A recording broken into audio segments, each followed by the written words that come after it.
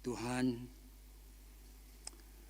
apa yang kami nyanyikan adalah ungkapan dari pikiran dan hati kami yang sesungguhnya.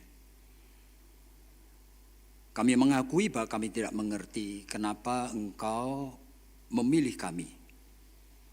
Bahkan kami tidak mengerti akan apa yang Engkau telah dan sedang lakukan di dalam hidup kami. Kami mengklaim bahwa Engkau mengasihi kami. Dan kami percaya bahwa klaim tersebut tidak keliru, Tuhan. Tetapi belum tentu kami mengerti apa itu.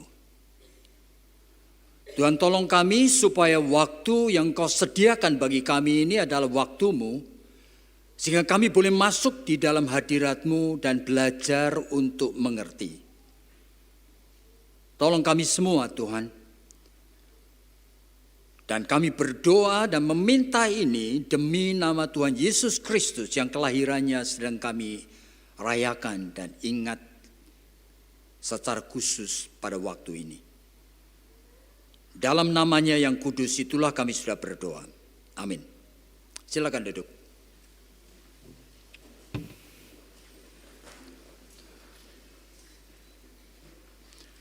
Jadi saudara, kali ini tema yang dipilih oleh hamba Tuhan dan majelis gereja di tempat ini adalah dari Yohanes pasal 3 ayat 16. For God so loved the world. Ya, karena begitu besar Allah mengasihi dunia ini, sehingga dikaruniakannya anaknya yang tunggal. Supaya barang siapa yang percaya kepadanya jangan binasa, melainkan beroleh hidup yang kekal. Saudara, ini merupakan suatu esensi ya, sebetulnya dari seluruh Alkitab ini. Dan saudara, justru esensi, ya Rasul Paulus kan pernah mengingatkan ya, segala sesuatu yang Allah singkapkan. Nah, sebetulnya tidak pernah ada di dalam pikiran manusia dan tidak pernah ada bahkan di dalam hati manusia.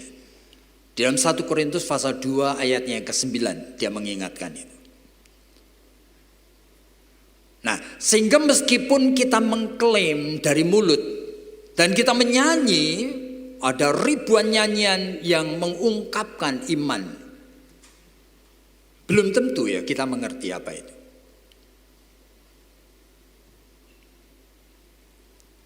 Apa sih sebetulnya kasih Allah itu ya? Bahkan pertanyaan itu mundur sedikit ya. Apa kita itu percaya? Apa betul Allah itu ada? Real? Sehingga saudara, pertanyaan ini sebetulnya, maksudnya statement tadi itu sebenarnya menghasilkan 3 pertanyaan kalau menurut saya. Yang pertama adalah, siapa sebetulnya Allah yang saudara dan saya ini sembah ini? Yang kedua itu, apa itu kasih Allah ya? Dan yang ketiga itu, bagaimana kita meresponinya? Saudara, kebetulan tadi ketika Johnny itu menjemput saya untuk makan gitu ya siang. Ya, kebetulan kita lewat ada warung Timlo. Ya, kemudian dia ngomong ini itu dan istri saya mengatakan, kamu kan tidak pernah makan Timlo. Tiba-tiba saya ingat sesuatu ya. Jadi tahun 1968 saya praktek di GKI Coyudan, saudara. Nah, baru beberapa hari saya praktek itu teman saya itu tulis surat. Ya, saat itu belum pakai telepon, belum pakai HP begini, saudara. Dan orang Solo dia. Dan dia mengatakan, ya kamu sudah makan Timlo ya? Saya mengatakan, sudah. Ya kan, pertanyaannya, doyan enggak? Enak kan Timlo itu? Saya jawab langsung dalam surat, wah enak sekali. Padahal saya belum makan, saudara. Itu, saya tidak punya duit, saudara, untuk jajan Timlo di sana. Jadi klaim Timlo itu enak, itu saya ucapkan sebagai suatu basa-basi ya. Oleh karena yang memang seharusnya ya, saya akan mengatakan hal yang baik seperti itu. Dia orang Solo dan saya tidak ingin mengatakan Timlo ndak enak. Jadi sebetulnya klaim kita ya bahwa Allah itu mengasihi itu apa betul kita mengerti? Apa itu sebetulnya? Ya saya mundur tadi ya. Saya bertanya lebih dulu. Siapa sebetulnya Allah yang kita sembah ini? Yang tidak kelihatan. Jadi kita itu melihat di dalam hidup ini, sebetulnya manusia itu mendapatkan common grace, ya, anugerah umum. Sehingga kalau dengan bahasa teologi itu ontologically, jadi secara hakiki, ya, manusia itu membutuhkan God, membutuhkan Allah. Menghadapi realita dunia yang mengkhawatirkan, menakutkan, ada banjir, ada gempa bumi, ada gunung meletus, ada macam-macam bahaya. Manusia merasa tidak berdaya dan tidak mampu tanpa pertolongan daripada yang berkuasa itu. Ya tergantung daripada siapa orang-orang ini. Jadi pada saat mula-mula tentu saja mereka itu adalah orang-orang primitif yang mengembangkan suatu konsep pikiran dinamisme, animisme ya dan sebagainya yang menyembah akan adanya roh. Baik di batu besar atau sungai atau gunung atau apapun juga. Tapi gradually saudara, apalagi pada saat orang manusia itu berkumpul dan membentuk society. Nah ada pemimpinnya sehingga ada peperangan, ada ambisi berkuasa dan memerintah. Dan kemudian orang belajar untuk memberikan sacrifice. Yang persembahan, makin lama persembahan kepada Allah itu menjadi makin luar biasa ya. Nah di sana itu kuasa kegelapan itu langsung ikut campur, saudara. Sehingga seluruh dunia ini, bangsa-bangsa yang besar yang menorehkan sejarahnya itu, saudara, itu selalu ada kuasa kegelapan. Misalnya bangsa Inka ya, Inka itu di Peru, saudara. Ya, mereka punya peninggalan itu Machu Picchu, saudara. Itu di atas gunung yang terjal sekali luar biasa. Mereka membangun akan tempel yang bukan main, saudara. Ketika Philip Yancey itu dalam bukunya itu menulis sesuatu dan tidak masuk akal ya. Bagaimana bangsa itu bisa membawa batu yang potongannya itu begitu bagusnya, besar barangkali itu puluhan ton satu batu itu. Ya, naik ke sana membangun kuil itu antara batu satu dengan yang lain disusun sampai tour guide itu mengatakan sehelai kertas itu tidak bisa dimasukkan di tengahnya. Zaman sekarang pun orang barangkali tidak bisa membuat kecuali kalau sudah membangunakan rumah itu memakai tukang yang nomor satu. Ketika saya membangunakan tembok di belakang itu ya pemborong itu mengatakan mau pakai tukang nomor satu atau nomor dua atau nomor tiga. Saya tanya apa bedanya? Kalau nomor satu itu nanti sambungannya tuh tidak kelihatan Pak. Bagus sekali. Jadi tapi ini luar biasa ya. Sampai Yancey itu pernah mengatakan satu kalimat seperti ini, ya kan? We have tools, but we don't have instrument. Kita mengerti sebetulnya, ya kan? Alat-alatnya kalau kita punya, tapi kita tidak punya sebetulnya sarananya untuk memakainya. Itu kuasa kegelapan, saudara. Jadi ini tuh bukan sekedar, ya, jadi manusia itu membangun penyembahan Allah. Iblis itu ikut campur di dalamnya. Kalau saudara pergi ke Mesir, itu piramid daripada Firaun ada satu yang besar sekali dari Khufu. Itu di dalam piramidnya ada ruangan besar sekali yang bagus sekali, saudara. Itu juga granit yang besar luar biasa itu begitu ditatanya sampai waduh, seolah-olah tidak ada sambungannya itu tidak kelihatan, saudara. Siapa yang bisa melakukan itu? Oke. Nah, saudara kalau di Inggris lebih dari 3.000 tahun sebelum Masehi, saudara, itu ada namanya Stonehenge. Nah, Stonehenge itu batu-batu gede sekali. Mungkin lebih dari 10 meter satunya. Di atas batu-batu gede sekali itu di atas ditumpuk batu lagi. Bentuknya lingkaran, saudara. Penyembahan kepada Allah. Saya tidak mengerti, saudara. Apa yang dilakukan oleh orang-orang zaman seperti itu. Tapi, saudara, tingkah laku manusia ini Tuhan tidak suka. Ya, begitu sudah mendemonstrasikan campur tangannya kuasa kegelapan, Tuhan melakukan intervensi, saudara. Nah, bangsa-bangsa tersebut itu akhirnya tuh crumble, hancur. Tidak ada lagi sekarang. Tinggal peninggalannya. Nah, di dalam Alkitab kalau saudara membacakan buku-buku misalnya aja nabi-nabi ya. Salah satu nabi misalnya Obadya. Secara khusus itu memberikan prediksi nubuatan kepada apa? Kepada bangsa yang saat itu luar biasa kuatnya. Suku Edom. Yang membangun kerajaannya itu di atas gunung-gunung. Saudara-saudara. Luar biasa sekali. Nah, kenapa Tuhan tidak suka? Karena ada campur kuasa kegelapan. Dan dengan kuasa kegelapan mereka menjadi so powerful. Berbahaya sekali, saudara. Ketika Efesus berkunjung di dalam Kisah Rasul-Rasul pasal yang ke-15, dia berkunjung ke Efesus melihat ada kuil Artemis. Disembah seluruh kota itu, saudara.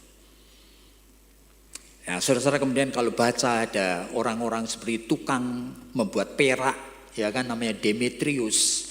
Itu sampai menggerakkan massa oleh karena apa? Dengan masuknya cahaya dari Allah.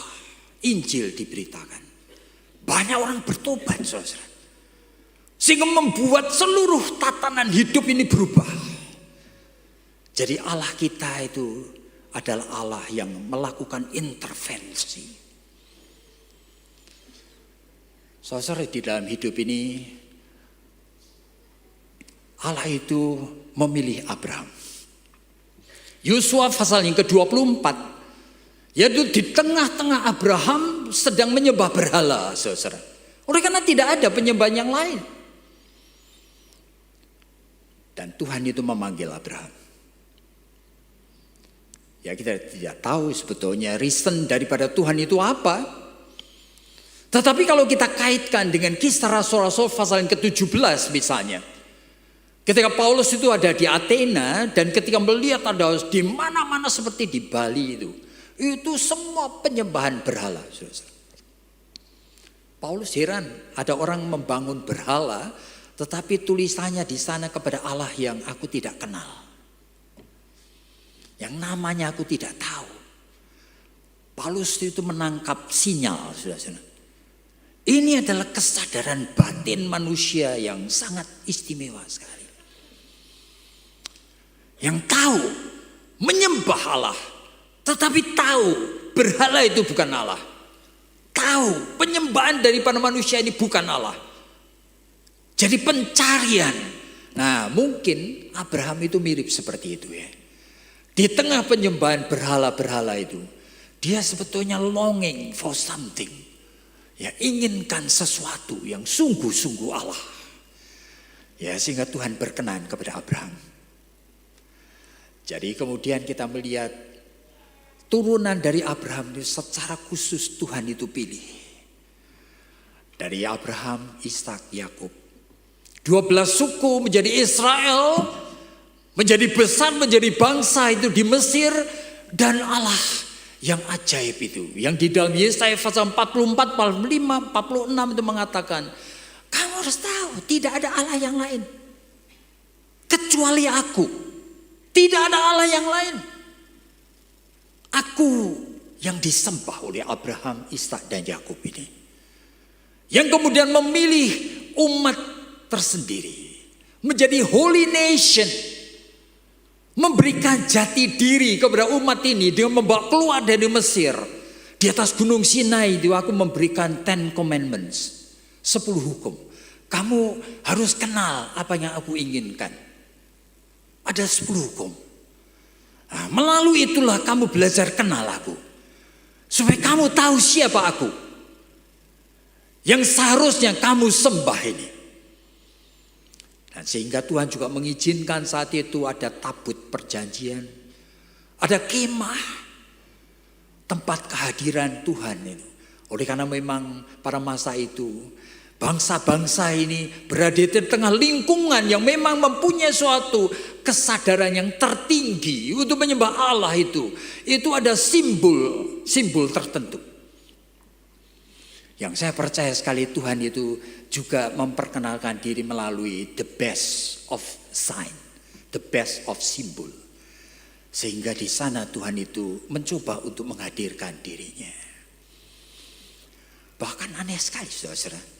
Di dalam kegelisahan akan umat ini. Dari 10 hukum itu mereka itu bingung ya. Bagaimana mereka itu bisa pleasing God.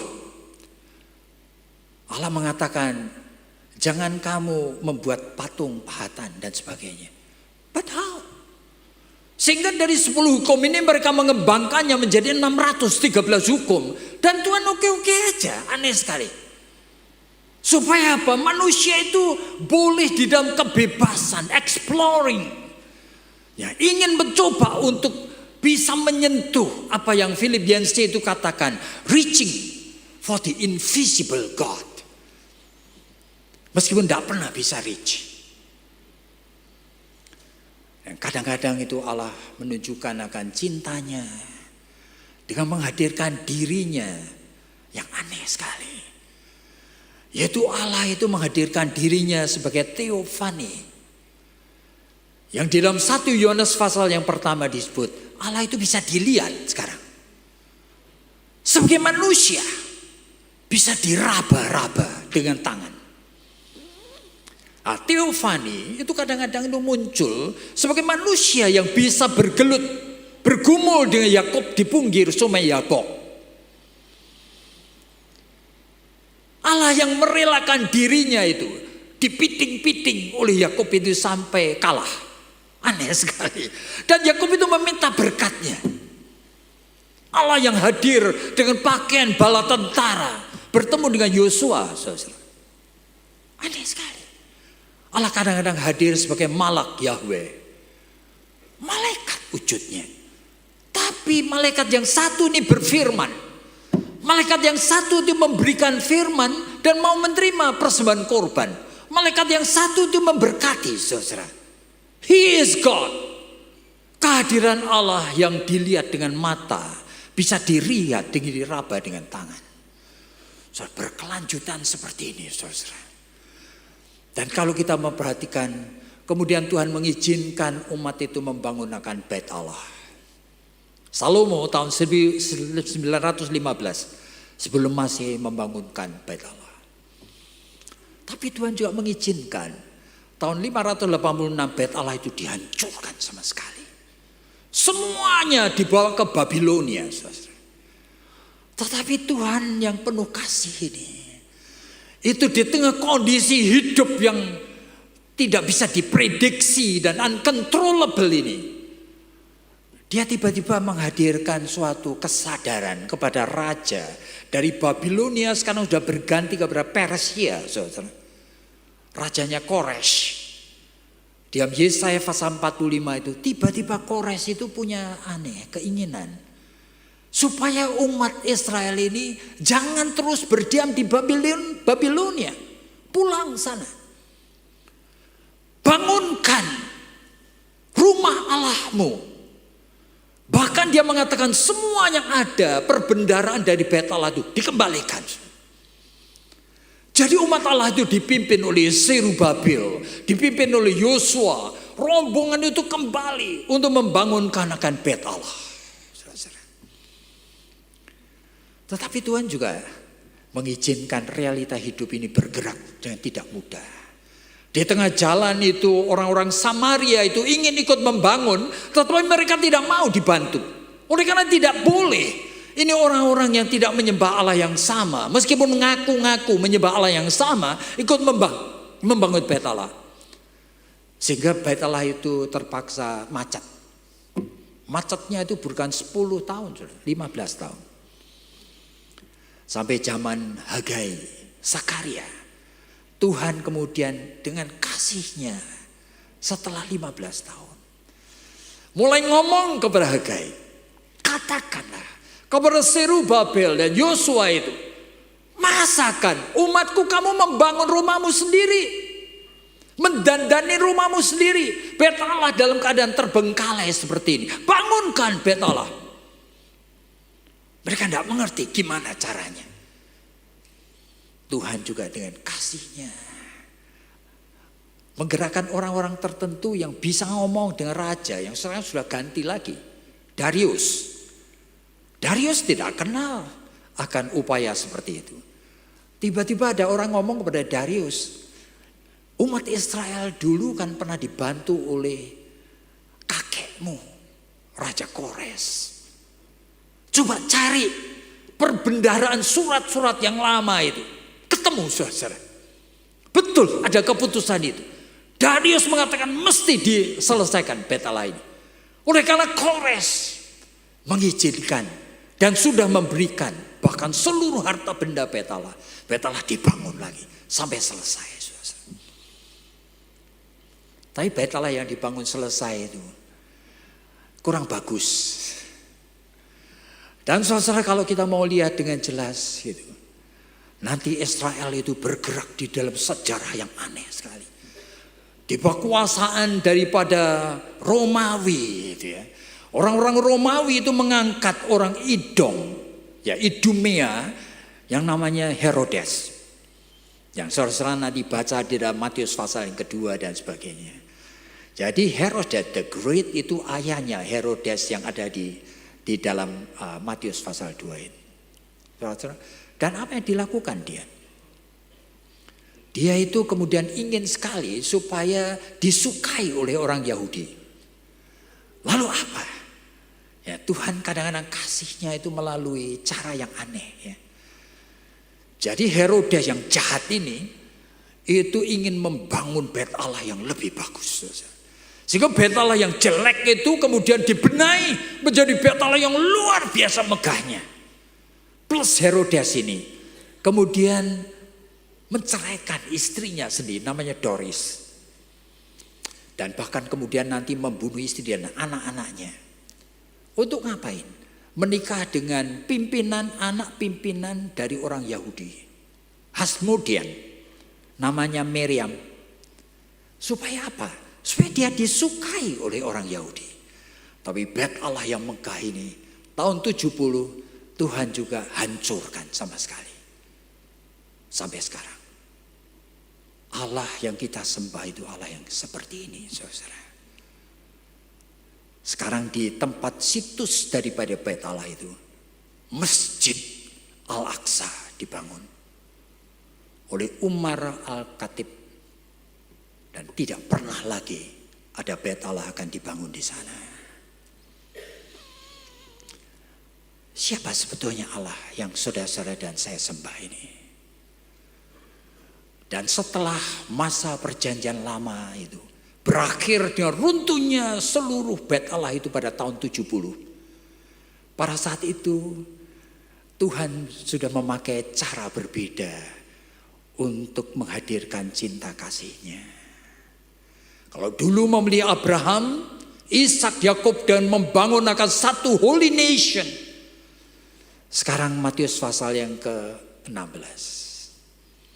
Tuhan tanya kepada murid-muridnya. Menurut kamu aku ini siapa?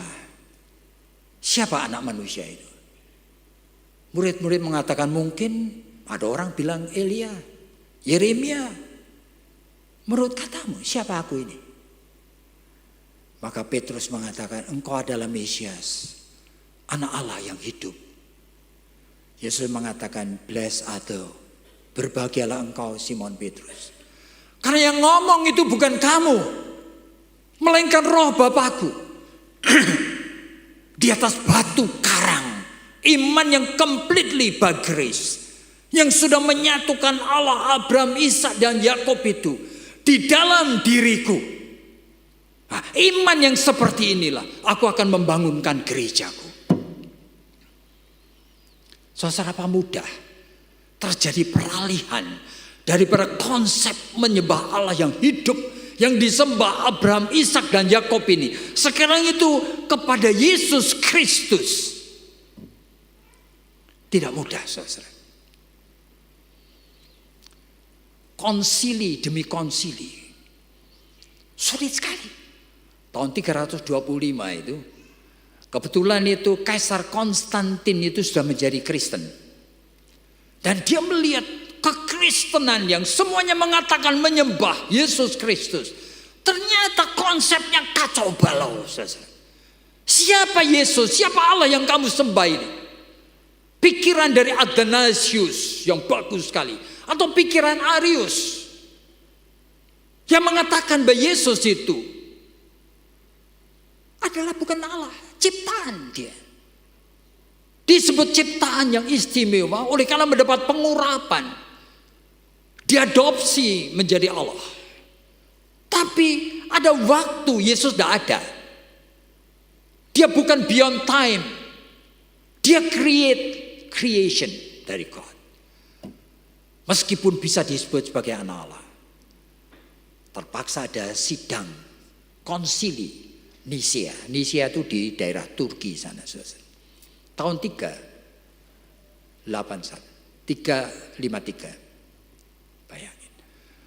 Tetapi persoalan seperti ini belum selesai, saudara. Siapa sebetulnya Yesus yang kamu sembah? Oleh karena kemudian mereka mikir, di dalam Yesus itu ada Roh Kudus atau Roh Kudus itu di luar Yesus. Roh Kudus itu Allah atau bukan Allah?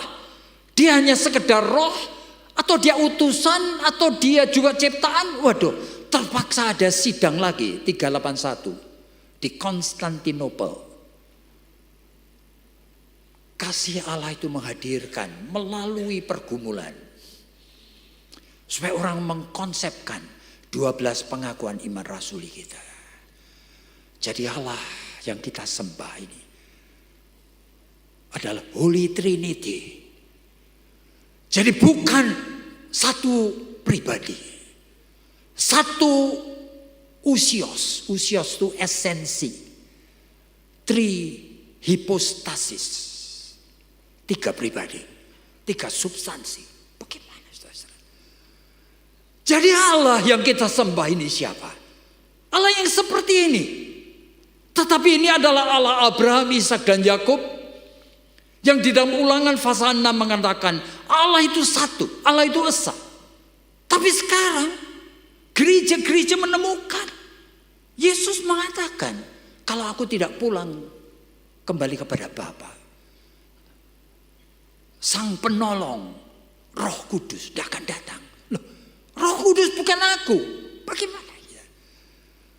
Pada saat Yesus bercakap-cakap dengan Filipus, Filipus tanya, Tuhan, berulang kali engkau menyebut mengenai Bapa, Bapa, engkau berbicara kepada Bapa. Siapa Bapa itu? Tunjukkan Bapa itu. Filipus, sudah begitu lama engkau bersama dengan aku dan kamu tidak tahu? Melihat aku, melihat Bapa. Oleh karena di dalam aku juga ada Bapa. Aku di dalam Bapa, Bapa di dalam aku. Puyeng. Filipus bingung. Bagaimana kita bisa membayangkan ini? Sehingga bapak-bapak gereja itu menyusun ratusan ayat dan ribuan peristiwa ini untuk mendefinisikan, saudara, siapa sebetulnya Allah yang kita sembah ini. Ya, kalau kita itu berbicara mengenai for God so loved the world, oleh karena Allah begitu mengasihi dunia ini, maka diberikannya putranya yang tunggal. Apa itu putranya? Allah tidak pernah punya anak. Allah itu esa, one usios, satu esensi Allah. Jadi kalau disebut anak itu oleh karena apa? Oleh karena disebutkan dalam Alkitab the firstborn out of God. Yang pertama kali keluar dari diri Allah. Apa itu? Yang diperanakan. Apa itu? Yang pertama kali keluar dari Allah ya pada saat Allah berfirman. Allah itu living God. Allah itu Allah yang hidup. Sehingga dalam Yohanes pasal yang pertama, pada mula pertama adalah firman. Firman bersama dengan Allah. Firman itu Allah. Firman itulah yang menciptakan langit bumi dengan segala isinya. Firman itu adalah kuasa Allah.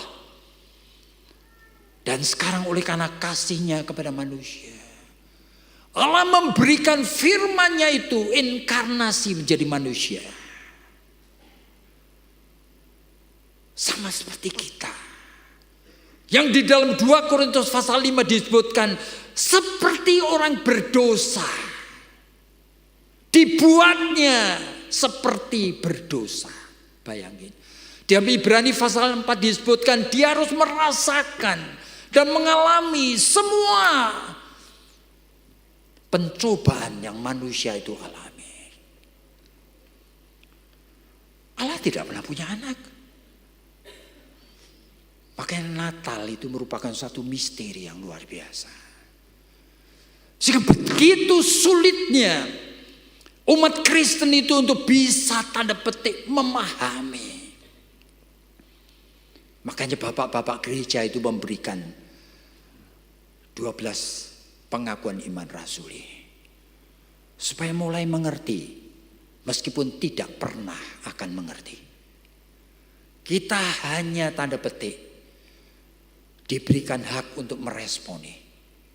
Aneh sekali, saudara. Ya, di dalam kondisi yang seperti inilah kita itu merayakan akan Natal. Dan kita melihat perjalanan dari umat Kristen itu ternyata diwarnai dengan kegagalan-kegagalan. Ada orang yang sudah melibatkan diri dalam pelayanan. Kemudian Yesus mengatakan dalam Matius pasal 7, bukankah aku sudah mengusir setan demi namamu? Aku sudah bernubuat demi namamu, Yesus. Siapa kamu? Aku tidak pernah kenal kamu. Enyalah dari depanku. Kamu pembuat kejahatan. Loh, kok gitu? Dalam Lukas pasal 13. Ada orang mengatakan, Tuhan kemana-mana engkau pergi, aku akan selalu ngikut kamu. Kita seringkali makan bersama Tuhan. Yesus juga mengatakan, siapa kamu? Aku tidak pernah kenal kamu. Hanyalah dari depanku. Kamu pembuat kejahatan. Lalu bagaimana, saudara? Demas yang sudah melayani bersama dengan Paulus. Saya tidak tahu, mungkin 2-3 tahun. Begitu saja meninggalkan kekristenan. Di dalam kehidupan ini kita melihat tokoh-tokoh Kristen tertentu. Charles Templeton itu adalah orang yang sahabatnya dari Billy Graham, saudara. Dan dia lebih mendapat urapan dari Billy Graham saat itu ketika mereka membangunkan YMCA di Kanada. Tapi saudara tahu ceritanya? Dia khotbah itu lebih dari 2.000 orang yang hadir saat itu. Tapi sebenarnya dia belum percaya kepada Tuhan. Dia membaca buku Life Magazine yang ada gambarnya orang-orang Afrika yang sedang kelaparan dan mati. Banyak yang oleh karena penyakit itu. Ada wanita yang menggendong bayi yang mati sambil membawa batok kelapa. Sambil menengadahkan matanya ke langit. Lalu ada tulisan kapan hujan turun. Di dalamnya ada foto-foto seorang anak yang kurus kering yang sudah mau tumbang, saudara, karena tidak makan. Ditungguin oleh beberapa ekor burung gagak. Tinggal dimakan, saudara. Charles Templeton pikiran pertamanya adalah, Tuhan itu ada enggak sih? Kalau dia betul ada, kenapa ada peristiwa seperti ini? Kenapa realitas seperti ini ada? Setelah beberapa minggu dia mengambil keputusan farewell to God. Selamat tinggal kepada Allah. My reason to reject Christianity. Alasanku menolak kekristenan. Saudara, banyak orang Kristen sebetulnya menyimpan keraguan-raguan. Kalau Allah itu betul ada, Allah itu betul kasih. Sejak zaman gereja mula-mula. Saya perhatikan dalam Kisah Rasul-Rasul pasal 17. Rasul Paulus mengatakan, kamu hati-hati ya. Terhadap apa? Terhadap ajaran filsafat. Ada filsafat Epicurus, Stoa. Waduh, berbahaya sekali. Epicurus itu kira-kira 4 abad sebelum Kristus. Dia bukan orang Kristen, orang Yunani. Tetapi dia mengajukan pertanyaan mengenai real ada God? dengan dua kata. Nah, kenapa Paulus itu takut? Oleh karena ini mempengaruhi jemaat Kolose dan beberapa jemaat yang lain. Jadi Epikurus itu mengajukan dua kata. Willing and able. Mau dan mampu. Kalau Allah itu mau, tetapi tidak mampu. Ya. Di tengah hidup yang kita tidak bisa kuasai, ada penderitaan, ada sakit penyakit, ada penyakit sampar. Waduh, kenapa Allah membiarkan? Allah itu willing, mau, tetapi kalau tidak mampu, ya untuk apa menyembah Allah kayak gitu, feeble God. Kalau Allah tidak willing, kalau tidak mau, meskipun dia berkuasa mampu, dia Allah yang jahat. Untuk apa kita menyembah dia? Atau jangan-jangan Allah itu unwilling and unable, tidak mau dan tidak mampu. Kalau betul Allah, seharusnya willing and able, mau dan mampu. Tapi realitanya, nah, itu filsafat masuk ke dalam kekristenan Kolose. Kita mengatakan, bukan? Allah itu mengasihi kita.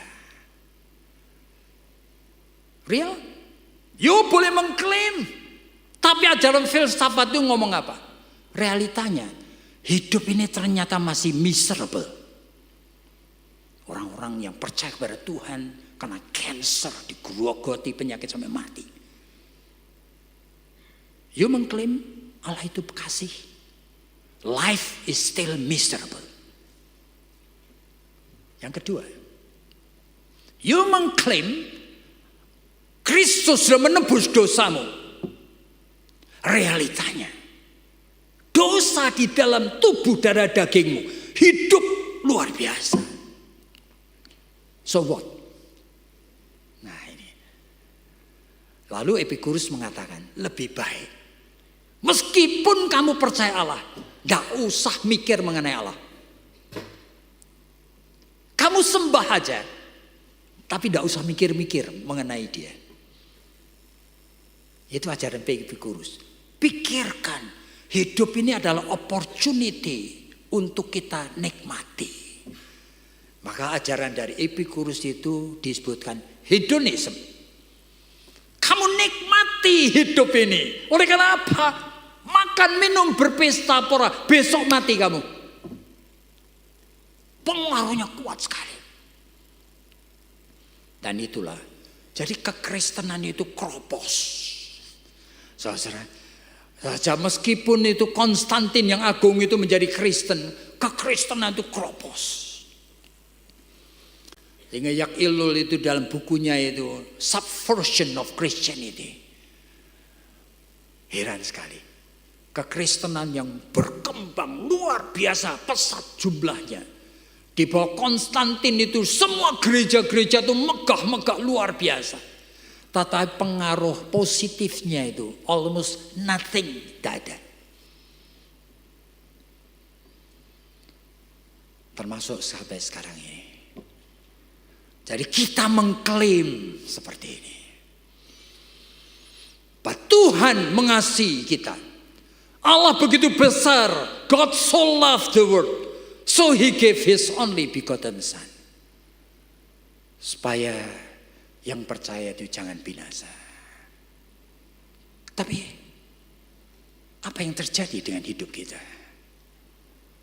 Betul engkau percaya akan Allah? Betul engkau percaya bahwa dia mengasihimu? Kasih Allah yang seperti apa? Yang membuat engkau itu mau rela terus mau mengikut dia. Kasih Allah yang seperti apa? Ini suatu pertanyaan yang luar biasa. Sulitnya, saudara. Nah, justru di tengah realita yang seperti ini, kita melihat bahwa kehidupan orang Kristen antara yang betul-betul itu percaya dan tidak percaya itu terpisah dua. Di dalam Yohanes pasal yang pertama itu dikatakan maka terang itu datang kepada dunia. Tapi dunia tidak mengenalinya. Sekarang terang datang kepada milik kepunyaannya. Tetapi milik kepunyaannya tidak mau menerimanya. Tetapi kepada yang mau menerimanya, maka Tuhan akan memberikannya kuasa untuk menjadi anak-anak Allah. Saudara termasuk yang di sini atau di sini? Apa saudara dan saya termasuk betul-betul mengerti dan mengalami? Kita termasuk orang yang percaya dan diberikan anugerah untuk menjadi anak-anak Allah. Bagaimana kita tahu? Saudara, jikalau kita mau perhatikan akan kehidupan anak-anak Tuhan, kita itu heran ya. Anak-anak Tuhan yang hebat-hebat. Tidak ada yang jalannya itu lancar gitu sampai terakhir. Tidak ada. Musa misalnya. Musa itu kalau kita mau perhatikan di dalam Mazmur pasal yang ke-90. Dia mengatakan kalimat seperti ini. Tidak ada orang yang sebetulnya lebih dekat dengan Tuhan seperti Musa. Sampai meminta kepada Tuhan, Tuhan, apa aku boleh melihat kemuliaan-Mu? Tidak ada orang yang berani ngomong seperti itu tuh. Saudara, tetapi Tuhan itu mengizinkan Musa itu melihat bayangan Tuhan. Sambil Tuhan itu menutupinya dengan tangannya. Tapi saudara, Musa dalam Mazmur pasal 19 itu mengatakan kalimat seperti ini. Engkau adalah tempat perteduhanku. Sebelum dunia dan semua diciptakan, Engkau adalah Allah. Dari kekal Engkau adalah Allah. Tetapi Engkau memanggil anak manusia, pulanglah. Kembali menjadi debu. 1000 tahun bagimu itu seperti kemarin, seperti giliran jaga. Seperti rumput yang baru tumbuh. Berkembang, tapi malam hari menjadi lisut dan layu. Umur manusia itu 70 tahun saja. Kalau kuat 80 tahun dan kemegahannya, kebanggaannya adalah kesulitan. Keluh kesah, berhadapan dengan murkamu. Nah, kenapa ngomong seperti itu? Tuhan, ajar aku untuk menghitung hari-hari dalam hidupku. Supaya aku menjadi lebih wise, lebih bijaksana. So, saya percaya sekali. Ini berbicara mengenai diri ya. Jadi Musa itu adalah pribadi yang ups and down. Di dalam bilangan pasal yang ke-12 dia dipuji sebagai orang yang lemah lembut hatinya. Tetapi pasal 20 justru sebelum dia masuk ke dalam tanah Kanaan, dia berbuat dosa yang menyedihkan sekali. Dia tidak menurut kata-kata Tuhan, sehingga dia memukulkan gunung batu itu dengan angkara murka. Sehingga Tuhan mengatakan apa? Engkau sudah menghina kesucianku di hadapan umatku. Saudara mau lihat Daud?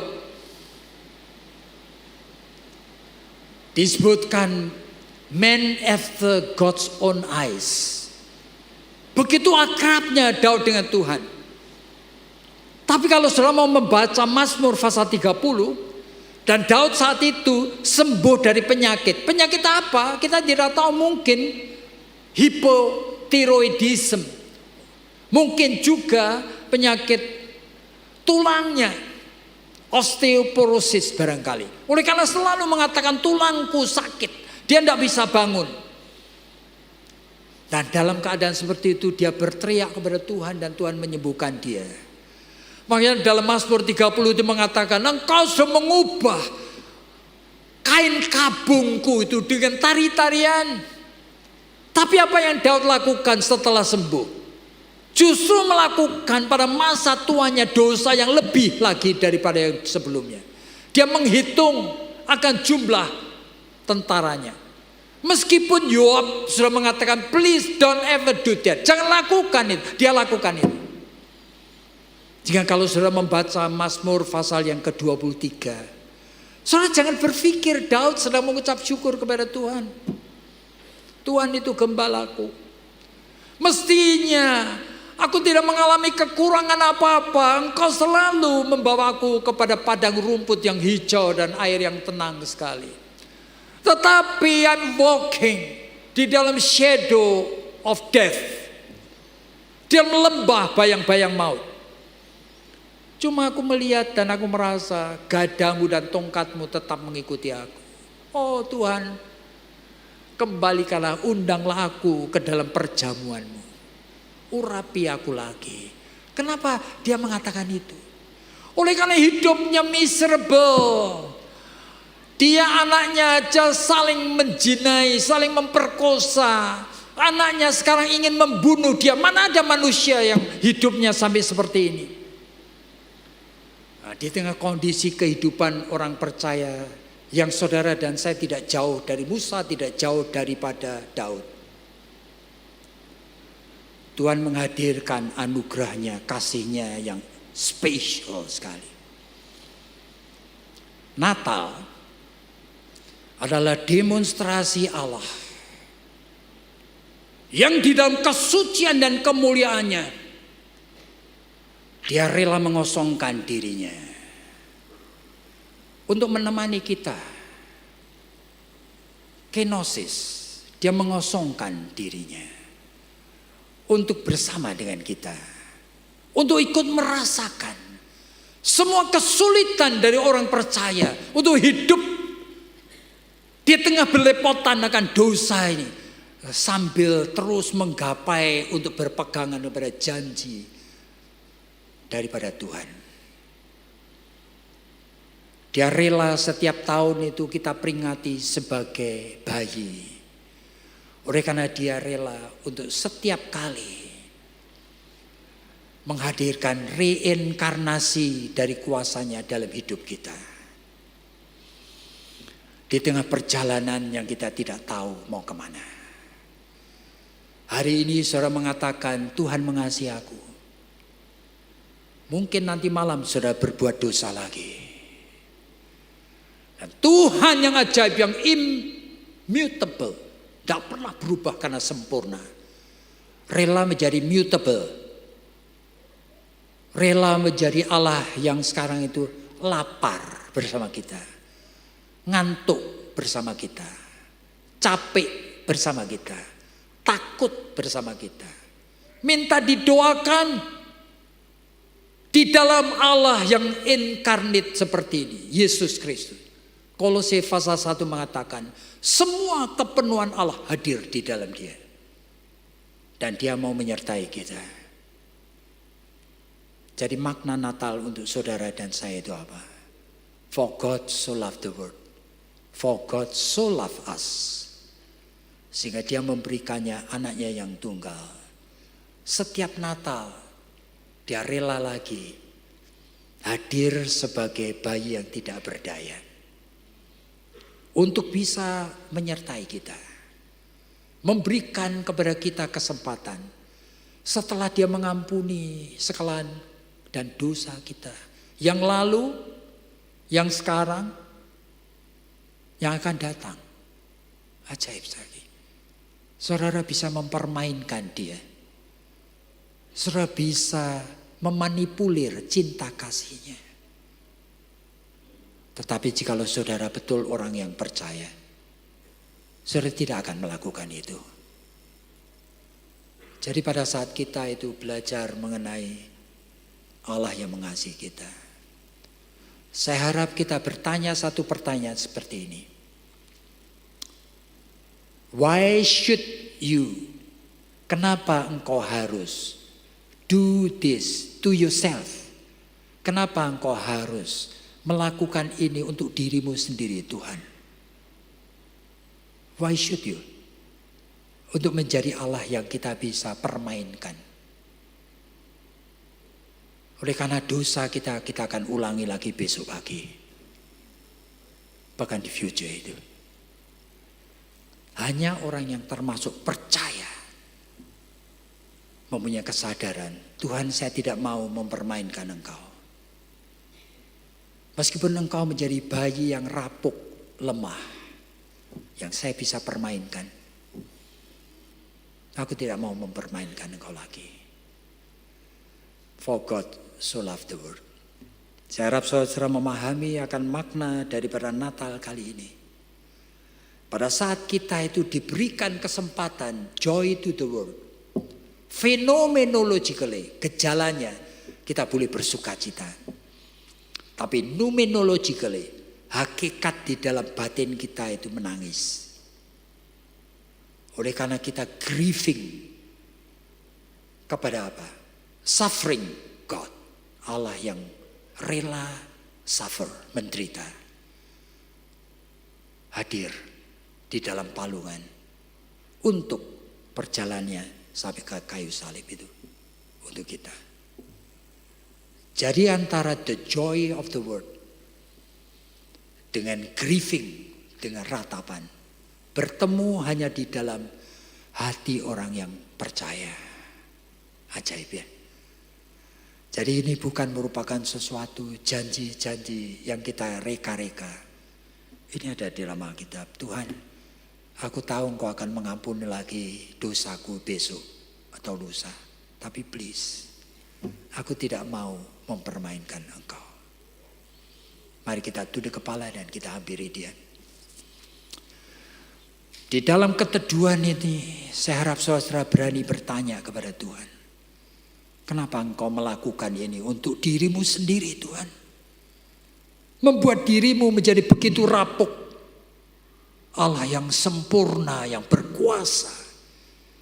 Menjadi manusia yang tidak berdaya, yang bisa dipermainkan. Tuhan tolong kami. Supaya kami tidak lagi menjadi kumpulan manusia yang hanya beragama Kristen. Tetapi kami di dalam iman Tuhan akan belajar untuk meresponi akan misteri daripada kasih-Mu yang ajaib. Kasih yang menyengsarakan diri-Mu sendiri. Di dalam nama-Mu yang kami kasihi Tuhan Yesus, kami sudah berdoa. Amin.